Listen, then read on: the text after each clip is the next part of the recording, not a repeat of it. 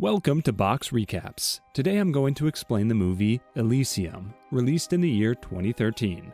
The movie starts and we're taken to the future in the year 2154, and we see that the Earth has become really polluted, vastly overpopulated, the climate has become hot and dry, and disease runs rampant through the dilapidated slums that the cities have become.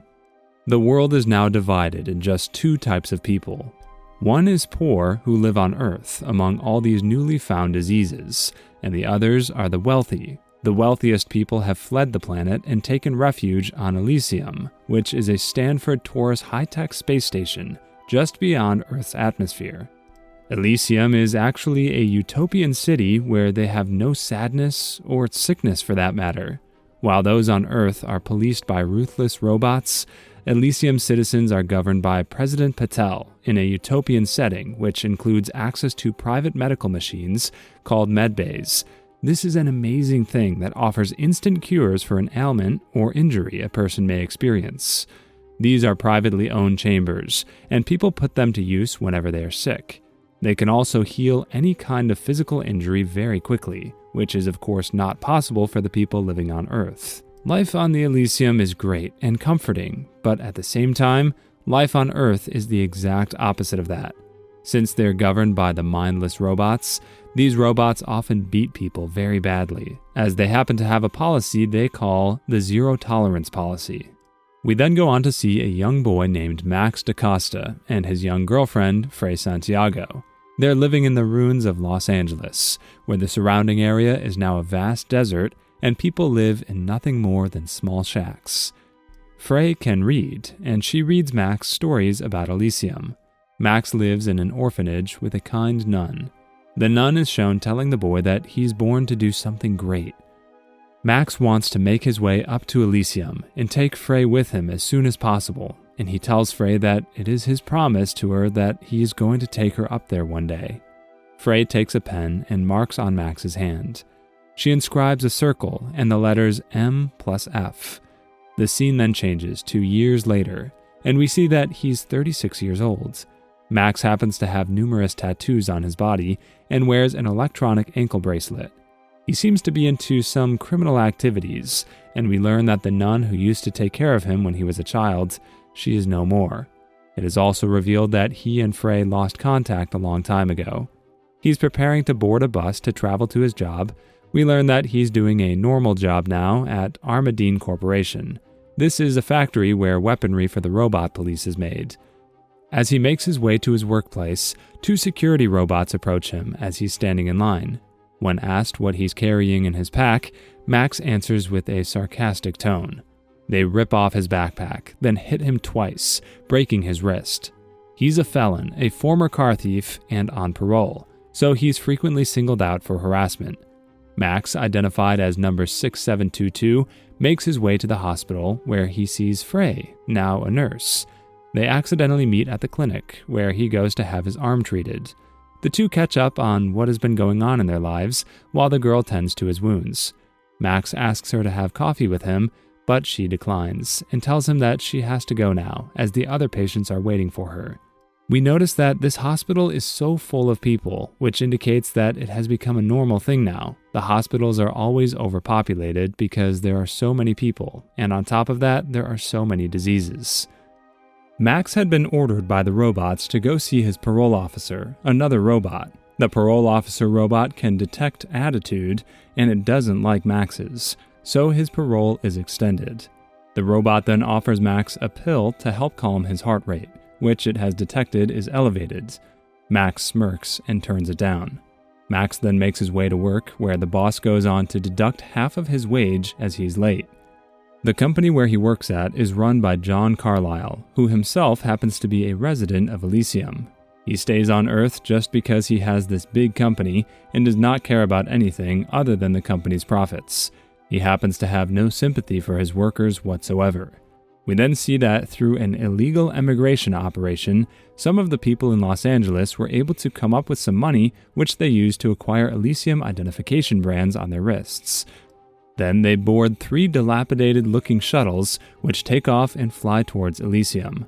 The shuttle requires codes, which were also stolen. We then see that a French-speaking woman named Jessica Delacourt is the defense secretary for Elysium, and she's told about 3 unauthorized shuttles approaching. She overrides Executive Order 355 and activates a rogue sleeper agent on Earth named C.M. Kruger. Kruger immediately grabs a shoulder-fired ground-to-air missile launcher and fires off 4 rockets. The rockets chase down the shuttles and destroy 2 of them, killing all 46 people on board. The other shuttle makes it to Elysium and lands. The rich folks in the area are all in a tizzy as helicopters and robots give chase of the occupants of the shuttle. The robots right away get into action, and all the people are arrested except 2, as we see one mother and her daughter who were on the shuttle that landed. They right away rush into a house and find a med bay. We see that the girl is sick. The girl's wrist is scanned, and she's identified as an Elysium citizen. A machine then assesses her physical condition, determining she had multiple fractures, and begins repairing the broken bones. When the girl gets out of the machine, her mother is over the moon when she sees the girl walking properly. Just then, the robot police get there, and these 2 are also arrested. The people who do not try to fight back, they're just arrested, while the others are right away sent back to Earth. On the other hand, Max's friend Julio tries to entice him to come back into the auto theft game, but he refuses, as he just wants to complete his parole and find a way to get up to Elysium. One day, Max is at work when one of the doors in the factory gets jammed. His supervisor goes on to tell Max to go in there and take a look, despite the fact that it is really dangerous. Max has no choice but to squeeze into the chamber and push the pallet away from the door. When he does, the door slams shut and the unit powers on, giving Max a lethal dose of radiation. After he's finally dragged from the chamber and sent to a medical unit, he is told by another droid that he will die in 5 days of organ failure. Armadine CEO John Carlyle goes down on the production floor to see what the emergency was. He sees Max lying on a bed in the infirmary and orders that Max be taken away, so he won't mess up the bedding. A robot gives Max some pills to help him deal with the inevitable discomfort and tells him that it will also keep him physically functional until he dies. Back on Elysium, President Patel summons Jessica. She's brought before the president and his cabinet. They're not happy with her for ordering the shuttles shot down, and for using Kruger to do it. Jessica is impudent as she sasses Patel and all, but calls him a coward who would see Elysium destroyed if not for people like her. She goes on to say that she is not going to allow the homes of her future children to be raided by dirty Earthers. Patel threatens to fire Jessica if she screws up again. He orders her to stop using Kruger. When Kruger learns that he's not going to be utilized anymore, he's told to return all his weapons as his services are not required anymore. He becomes infuriated and feels betrayed. Back on Earth, Julio sees Max returning from the infirmary and notices that the man is barely able to walk and rushes to help him. Julio helps him take some of the pills. Max tells Julio that he wants to go see Spider, who is actually the rebel behind the illegal transports to Elysium. Max wants to see him because he wants to talk to him about getting to Elysium. Max is desperate to make the trip right away, as he needs a medbay to heal himself or he's going to die within 5 days. Max and Julio then go to the high-tech Rebel Command Center, where Max asks Spider for an identification band and a ticket to Elysium, promising to come back and work for him.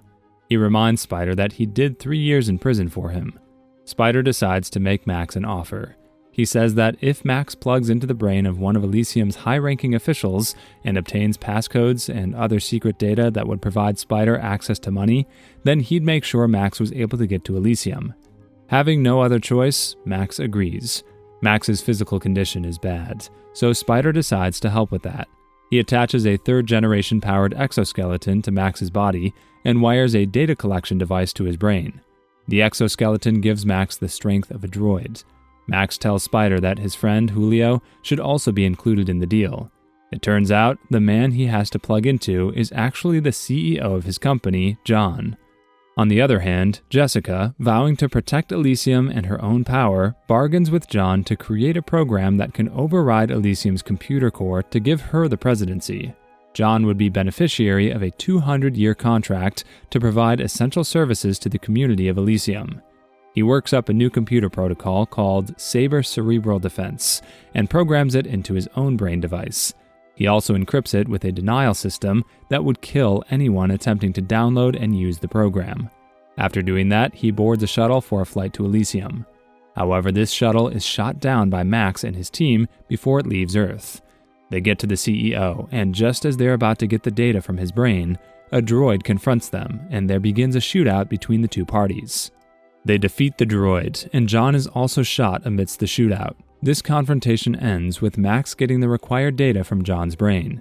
Jessica is angry about this. She sends Kruger to take care of Max and his team, and Kruger right away gets there. He and his team kill all the people in Max's team. Even Julio is killed, but Max manages to survive.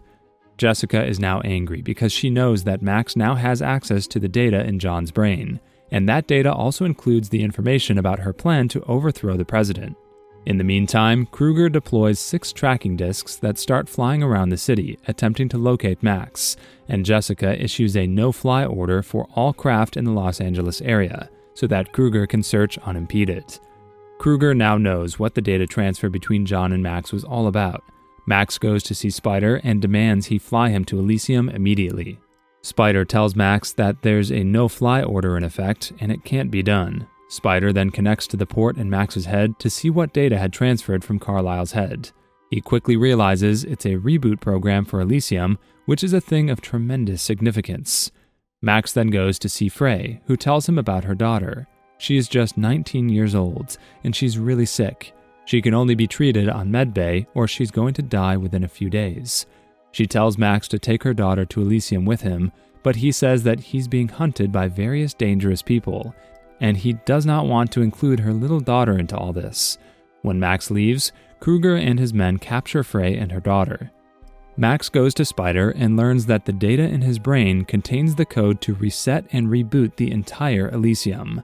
If they can manage to rewrite the code and make everyone a citizen of Elysium, all the humans then would be able to use the medbay facility. Max is told by Spider to just give him a few days to crack and come up with new codes, but Max knows that he only has hours to live, so he decides to go to Kruger and gets into his ship to make his way to Elysium, as he plans on selling these codes to Jessica. When he gets into Kruger's spaceship, he's shocked to see Frey and her daughter also in the ship. Spider wants to get his hands on the code in Max's brain, so that he can gift humanity with the usage of medbay. He had attached a tracking device to Max, so he can follow him, so he along with 2 of his men get on their own shuttle and take off for Elysium. Back on Max's ship, Kruger sings softly to Frey's daughter, Matilda, and kisses Frey on the forehead. He's feeling an attraction for Frey and is willing to help Matilda as a result. When one of Kruger's associates approaches Frey, Max tells the guy to back up. Kruger then lunges and grabs at the grenade in Max's hand. They struggle. Max and Kruger fall, and the grenade rolls free. It blows up and destroys half of Kruger's face. The shuttle also becomes uncontrollable and crash lands on Elysium. Max carries Matilda to a safe spot away from the shuttle, then opens the shuttle doors and goes back for Frey, who is trapped in her seat. He frees her, and she goes and gets Matilda. She quickly carries her into a mansion as Elysium security forces chase her. Max, meanwhile, has to fight with one of the bad guys on the shuttle. The second bad guy takes off after the girls. Frey places Matilda in a medbay inside the mansion, but because Matilda isn't recognized as a legitimate citizen, the machine doesn't work. Kruger's goon arrives and tasers Frey. Max ends up getting tasered as well. Max is then brought to Jessica, and she tells her men to extract the data from Max's head, knowing very well that it will kill him, but she does not give a crap about that. Max gets his hands free and beats up the men. He then escapes and heads to the armory to save Frey, who has been turned over to Kruger's men. Kruger is revived by a medbay and confronted by Jessica. Jessica insults him, and he gets angry, so he stabs her in the neck. He orders his men to start killing the politicians on the Taurus, while he himself hunts down Max. On the other hand, Spider lands on Elysium and finds Max. Spider makes a deal with Max to have his men protect Frey and get her daughter to a medbay in exchange for the data. They make their way to the computer core, where they are confronted by Kruger. Max and Kruger engage in a brutal fight, which ends with Max detonating a grenade that kills Kruger. Spider and Max connect to the computer, and Spider realizes that the data will kill Max if he downloads it. Max says his goodbyes to Frey and initiates the download. which kills himself but allows Frey to heal her daughter. Max has sacrificed his own life to save humanity. The police arrive but are unable to arrest Spider, as everyone on Earth is now considered a citizen of Elysium. Medical shuttles loaded with medbays are dispatched to Earth to begin healing everyone that needs help. And with that, the movie comes to an end. Subscribe for more videos like this. Turn on the notification and leave a like to help the channel out. Thank you for watching.